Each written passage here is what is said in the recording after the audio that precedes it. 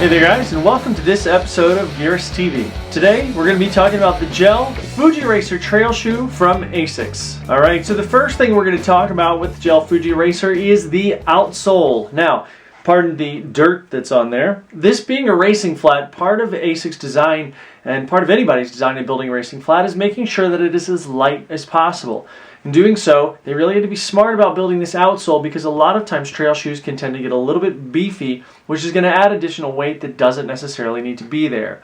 What they did was, first, the primary construction of this is built, all the construction of the outsole is built with AHAR, which is Asics High Abrasion Rubber. Now the lugs on the outsole, that's all the grippiness here. The way that this works is that there are a series in the forefoot here of X's. I'll hold it up to the camera there. Those X's kind of have three layers, almost like a Mayan pyramid or something like that. They start with the base layer, which is the widest X, okay? That is going to take on to those larger pieces of rock or what have you, whatever terrain you're running over. Then the kind of middle layer, which slopes up to the almost cleat type thing at the end there, that middle layer has a lot of like micro nubs. Again, like a cleat-like effect. And then right on top is kind of a nub that's going to act again like a cleat. I keep saying cleat. It's a little weird. Being that the pattern of the lugs on the outsole of the shoe are so kind of consistent across the board, it's going to really give it a very consistent feel underfoot. A lot of times when you have beefier lugs, you're going to feel a gap in between those lugs and it's going to feel a little bit unstable on some flatter surfaces where you should generally feel pretty stable. This being consistent all the way across has a really, really consistent feel. The heel, as you can see, is a much less intricate lug system, and that's partially to cut weight, and it's also going to be partially to allow for this drainage system, which we'll talk about a little bit more when we get to the midsole. As with all my first runs in running shoes that I'm wear testing, the first run I did in these was at a place where I could run on road, I could run on hard pack, and I could also run on a really technical trail. Now, this on a road does really well. I didn't run much on road because it is a trail shoe. But when I did, this consistent pattern of the lug system here really gave a very consistent feel on the road. And in terms of grippiness, what are you really looking for on a road? I was doing flat running, so it wasn't much in the way of that I noticed. Once I hit hard pack, that I feel like is where this grip system really shines. Now, hard pack or a fire road or something like that is going to, it's particularly when it's dry, is going to have a very kind of almost road-like consistent feel. It's just going to have a little more technicality to the ups, the downs, the turns, and so on and so forth. This gripped really nicely on that. There wasn't much slippage at all. Ascending or descending, I could really feel the grippiness, and again, that really consistent wide-based pattern of the forefoot lug system. When I got to some more technical terrain, a little more rocky with some larger rocks or some boulders and stuff like that, baby heads and things, the grip lost a little bit. It wasn't horrible, it just lost a little bit because this, as you can see, this is kind of a low-profile lug system. I'll hold it up to the camera a little more there. Being that it's a low-profile lug system, it's going to be made to be on something that's a little more like hardpack or fire road or something like that.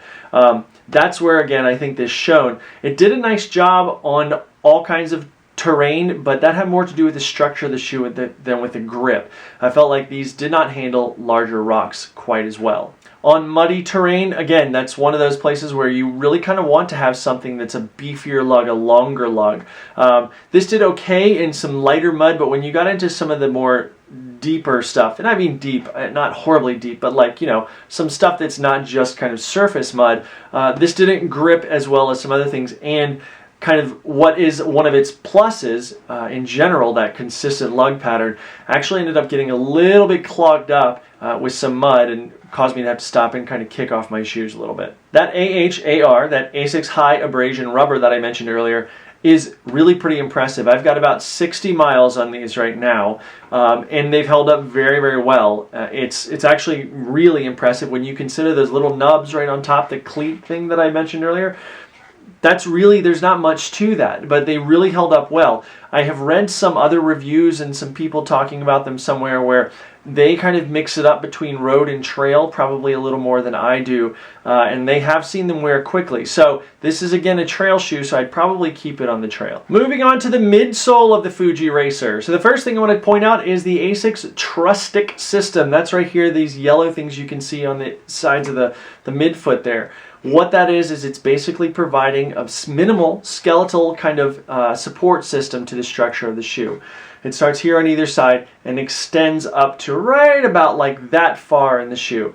Again, it's not meant to be a super rigid system, but what it does is just provides a little bit more structure, which you're probably going to want when running on more technical terrain. Also on the midsole, which you saw me mention earlier, is the drainage. Now, this has 5 drainage ports. You've got 1, 2, 3 here, 1 here, and 1 right there, which on mine is a little muddy. But those 5 drainage systems are part of a larger drainage system, which includes the upper, which we'll touch on in a few minutes.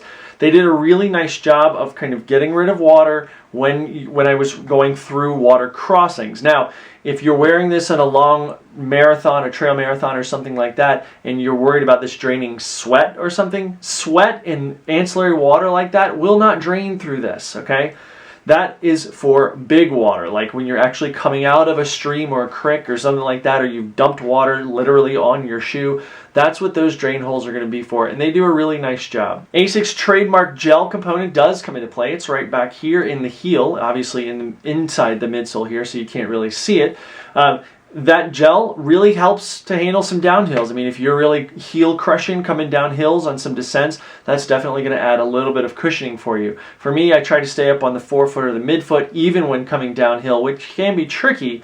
And so I really get to take too much advantage of that, but people that are going to be more traditional heel strikers or so on are definitely going to be able to take advantage of that. The midsole itself, this gray foam part that you can see here, is constructed of Asics So-Lite foam, which is meant to be lighter and a little more durable than traditional EVA and some of the foams that Asics uses in other models. Durometer, which is the measure of the density of foam, also equates to the hardness of that foam.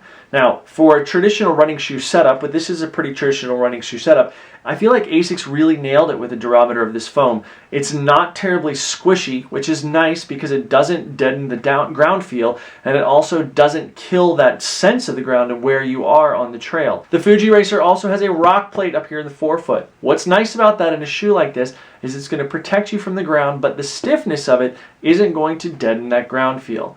One of the things I always worry about with a rock plate is if it's going to reduce flexibility, because I really like a shoe that has a lot of flexibility throughout.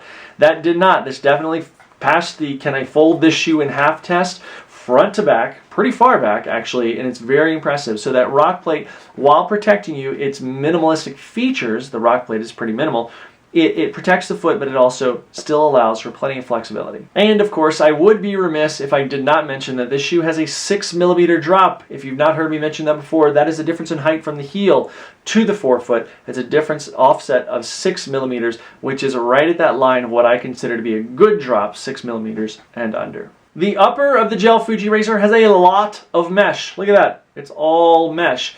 Now, looking at it, and I tried to kind of look at it just really closely, looking at it, it's got no fewer than 4 layers of mesh, each in varying kind of densities or weaves. What's great about that is that they're going to keep out the majority of debris that could get in there. Now, things like fine sand or something like that may still find their way in there, but I honestly didn't notice it, and I was running on some pretty kind of desertish terrain at a certain point and didn't really notice anything coming in through the mesh sides of the shoe. The support and strapping structure on the Fuji Racer, rather than just being heat bonded or traditional stitched on strapping, is kind of a combination of both. They use the logo here on the side as a stitched on element to provide structure, but then they also, as you can see here, used heat bonded elements in the forefoot and then toward the rear foot to really strap it down. Now the heel counter in this shoe is actually pretty traditional in its shape and in its size. You can see here it extends most of the way up the back of the heel. One thing that I found really cool about this heel counter, which I've seen in some other shoes before, is that you see there's not a lot of compressive structure, so if you're pushing on it you can bend it pretty easily. But what's interesting about that is that this strap that goes around the heel right here really holds it in. So while it's fairly weak with something pushing in on the foot, in fact it's really very, very rigid and very strong internally. So that's where your foot goes. It's going to have forces going to the outside and to the rear. This really plays up nicely there. So the tongue carries over that layered mesh still from the rest of the upper here. And it also has a really interesting little thing they call a lace garage. It's right here. What you can see you do with it is you tie up your laces, shove them up in there, and now you don't have floppy laces. It's a little unnecessary, but it's a nice little feature that you could probably get a lot out of, especially if you're kind of OCD and don't like laces flopping up against your leg. That's going to be a cool little feature for you. The sock liner of this shoe is perforated the entire way. You can see there it is entirely very minimal, very thin.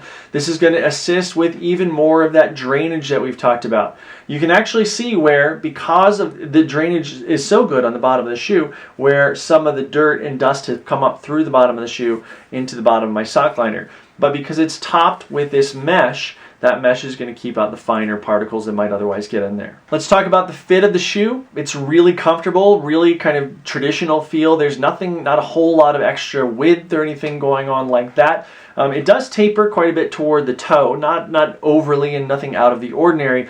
But if you're doing hard descents or something like that, you may find yourself being jammed forward a little bit. What is nice is that the laces extend and cinch down enough that the midfoot of the upper is going to hold your foot in place well enough to basically eliminate the majority of that slipping. To me, the Gel Fuji Racer really runs kind of like a traditional running shoe. I think the majority of that has to do with the structure of the shoe and the foam. However, it does a really nice job getting the foot nice and close to the ground. Again, that 6mm drop is really pleasant, going from about 16mm in the forefoot to 22mm in the heel. The lug system makes for a very consistent ride on flatter terrain.